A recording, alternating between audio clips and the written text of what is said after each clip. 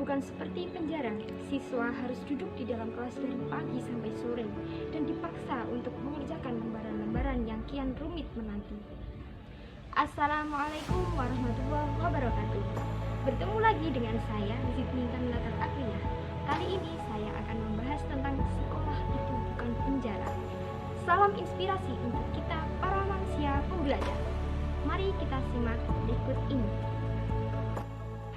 Sejatinya, sekolah atau madrasah adalah lembaga mulia yang dijadikan tempat untuk menggali ilmu pengetahuan dan pembentukan karakter. Namun, sekolah atau madrasah yang semestinya menjadi tempat favorit untuk pengembangan ilmu pengetahuan, keberadaannya bagaikan sebuah tempat yang kurang menyenangkan bagi sebagian mereka yang kesehariannya beraktivitas di sana. Betapa tidak, ternyata sekolah atau madrasah bukanlah tempat yang membuat betah untuk berlama-lama. Kalaupun mereka peserta didik datang, sepertinya sebagian di antaranya hanya karena merasa terpaksa, sehingga ketika sudah berada di lingkungan sekolah atau madrasah, mencari 1000 alasan dan cara untuk bisa keluar lagi dari lingkungan sekolah atau madrasah. Lalu sering kita mendengar anak yang membolos, padahal waktu di sekolah atau madrasah masih lama. Sebagian lagi ada yang dari rumahnya berangkat memakai seragam lengkap, namun tidak sampai ke sekolah atau madrasah. Bahkan untuk mengelabui, mereka berani datang ke sekolah atau madrasah hanya sampai pintu gerbang. Kemudian tidak masuk kelas, malah keluyuran di tempat umum dengan memakai seragam yang masih mereka kenakan. Yang tak kalah memprihatinkan adalah peserta didik yang membolos, padahal sekolah atau madrasah dijaga dengan ketat. Mereka berani kabur dengan cara memanjat benteng tinggi yang dilengkapi alat pelindung dari bahan berbahaya yang sudah pasti tidak baik bagi keselamatan mereka apabila nekat bolos dengan cara tersebut. Apakah begitu membosankan yang namanya sekolah atau madrasah bagi sebagian mereka? Sekolah atau madrasah bagaikan sebuah penjara yang membosankan, tak banyak daya tarik yang bisa membuat sebagian mereka betah berlama-lama. Padahal, sekolah atau madrasah seharusnya adalah tempat yang mereka pilih untuk menghabiskan waktunya, karena masa depan mereka sebagian ada di tempat yang mulia tersebut. Fenomena ini terjadi mungkin bukan tanpa sebab. Sekolah atau madrasah yang semestinya memiliki daya tarik tidak mampu mengalahkan para pesaingnya yang memiliki magnet lebih kuat untuk menarik anak agar meninggalkannya. Bahkan sekolah atau madrasah sepertinya menjadi sesuatu yang merampas kebebasan mereka untuk beraktivitas dalam kesehariannya. Beberapa faktor yang menyebabkan sekolah atau madrasah tidak menjadi pilihan anak untuk menghabiskan waktunya antara lain: yang pertama, pengelolaan sekolah atau madrasah. Pengelolaan sekolah atau madrasah merupakan suatu hal yang sangat penting dalam menjalankan kegiatan pembelajaran.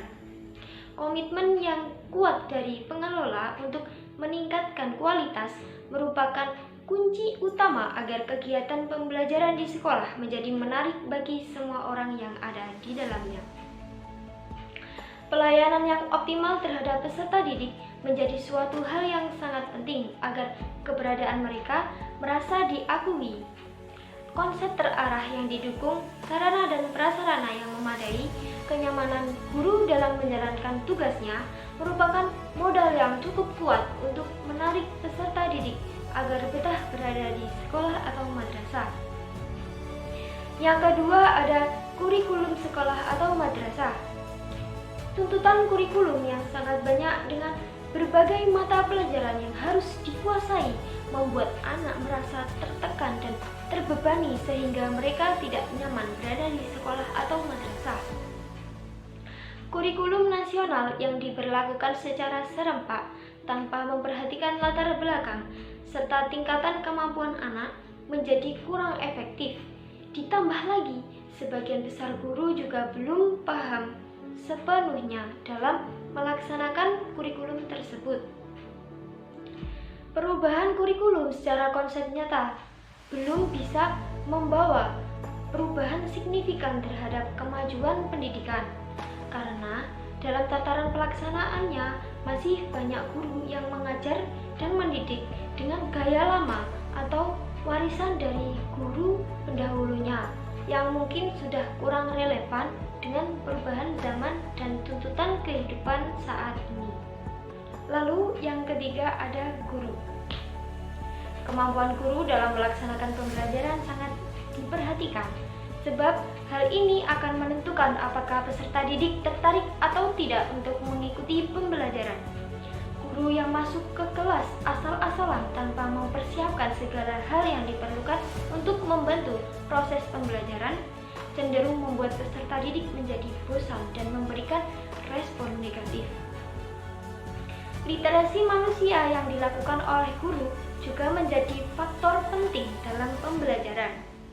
Guru harus memahami psikologi anak sehingga tidak salah dalam memberikan perlakuan terhadap peserta didik. Guru yang tidak memahami anak cenderung memaksakan kehendaknya tanpa memikirkan kebutuhan dan keinginan anak dalam menjalani proses pembelajaran yang akhirnya menimbulkan konflik yang membuat anak tidak merasa nyaman untuk mengikuti pembelajaran tersebut. Lalu yang keempat ada orang tua. Kewajiban mendidik anak sebetulnya yang paling utama adalah tanggung jawab orang tua. Selama ini banyak orang tua yang merasa cukup menyerahkan urusan pendidikan anaknya kepada sekolah atau madrasah tanpa ingin tahu berbagai permasalahan yang dialami anaknya selama di sekolah atau madrasah. Kurangnya perhatian orang tua kepada anak membuat anak berani untuk melakukan apapun tanpa memikirkan akibat yang mereka akan dapatkan. Orang tua tidak cukup hanya memenuhi materi yang dibutuhkan anak dalam menjalankan proses pembelajarannya di sekolah atau madrasah. Namun, keterlibatan orang tua dalam perkembangan anak ketika mengikuti proses pendidikan sangat diperlukan. Sebab kebersamaan anak dengan orang tua waktunya lebih lama dibanding keberadaannya di sekolah atau madrasah. Lalu yang kelima ada motivasi anak. Motivasi menjadi salah satu faktor penting dalam mengikuti proses pembelajaran. Kurangnya motivasi menyebabkan anak menjadi malas dalam mengikuti seluruh kegiatan di sekolah atau madrasah. Motivasi akan timbul jika anak merasa perlu terhadap suatu hal, sehingga mereka dengan sukarela dan penuh kesadaran akan melakukan aktivitas tersebut. Rendahnya motivasi menyebabkan anak menjadi bosan dan jenuh ketika berada di sekolah atau madrasah. Keinginan yang tidak sesuai dengan kenyataan membuat penolakan yang kuat dan bahkan bisa menjadi beban bagi mereka yang akhirnya mencari pelampiasan untuk memenuhi keinginannya, walaupun terkadang harus melakukan hal yang negatif. Lalu yang keenam ada lingkungan atau masyarakat. Lingkungan merupakan faktor yang paling besar memberikan pengaruh terhadap anak. Keengganan masyarakat, terutama lingkungan sekitar dalam membantu program sekolah atau madrasah, memberikan kesempatan kepada anak untuk berperilaku negatif. Misalnya, kalau menemukan anak berkeliaran di luar sekolah ketika sedang jam pelajaran, mereka tidak memberikan peringatan, malah justru mereka senang karena anak tersebut jajan atau main game di warnetnya. Kepedulian masyarakat sangat diperlukan dalam upaya mencegah perilaku negatif anak. Jangan sampai karena mengharapkan keuntungan yang tidak seberapa mengorbankan masa depan anak. Walaupun mungkin anak tersebut bukan anak kandungnya, namun masyarakat harus punya pemahaman bahwa hal serupa juga tidak ingin menimpa terhadap anak kandungnya sendiri. Berbagai permasalahan yang terjadi di sekolah atau madrasah menyangkut perilaku anak semestinya menjadi tanggung jawab bersama semua elemen orang tua. tua, masyarakat, lembaga pendidikan, dan pemerintah. Permasalahan ini tidak terlepas dari masih rendahnya pelayanan atau kualitas pendidikan yang saat ini sedang terjadi dalam sistem pendidikan kita. Hal ini menuntut semua pihak untuk bersama-sama meningkatkannya. Memang, tidak semua sekolah atau madrasah yang ada di negara kita secara lembaga masih rendah kualitasnya, terutama sekolah atau madrasah yang dikelola oleh masyarakat atau swasta. Sekolah atau madrasah tersebut memberikan pelayanan yang optimal kepada peserta didik, sehingga mereka bisa menikmati proses pembelajaran dengan nyaman. Namun, pelayanan prima yang diberikan berbanding lurus dengan biaya yang dikeluarkan oleh orang tua kepada pengelola, sehingga apapun yang diinginkan peserta didik bisa dipenuhi dengan baik. Apabila pengelolaan sekolah atau madrasah kurang memperhatikan keinginan peserta didik, maka mereka akan merasa bosan dan akhirnya akan berusaha untuk menghindarinya. Konsep sekolah atau madrasah yang ramah anak ataupun sekolah atau madrasah yang menyenangkan mungkin bisa menjadi pengelola untuk menerapkannya. Konsep ini mengupayakan agar peserta didik bisa nyaman dan betah berlama-lama tinggal di sekolah atau madrasah untuk mengoptimalkan proses pembelajaran tersebut. Untuk mewujudkan sekolah yang menyenangkan, dituntut kesiapan diri dari pemangku kepentingan untuk memiliki komitmen menciptakannya. Selain itu, dukungan dari orang tua, masyarakat, dan pemerintah juga diperlukan untuk mengembangkan gerakan ini.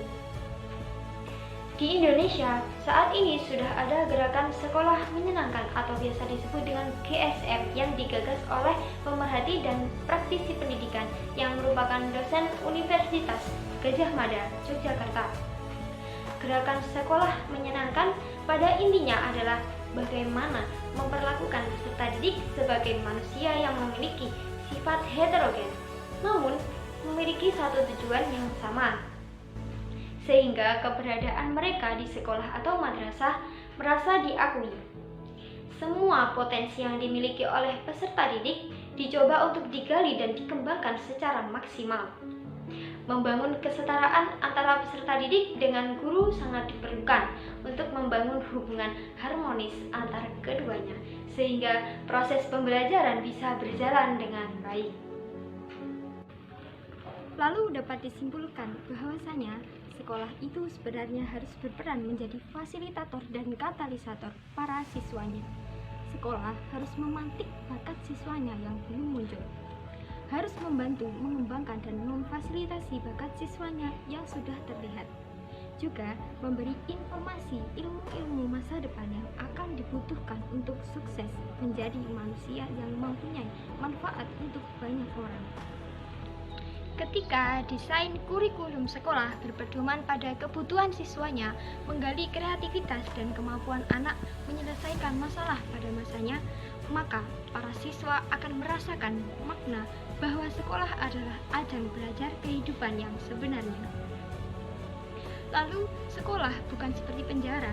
Siswa harus duduk diam pada ruang 8x8 meter persegi dari pagi sampai sore dan dipaksa untuk menyelesaikan ribuan tes-tes yang tidak berarti. Karena masalah hidup bukan lembaran tes. Sungguh, sekolah harus menjadi wadah yang membantu siswanya menemukan misi jati dirinya untuk apa mereka ada. Demikian yang bisa saya sampaikan, kurang lebihnya mohon maaf yang sebesar-besarnya. Semoga bermanfaat untuk kita semua. Wassalamualaikum warahmatullahi wabarakatuh.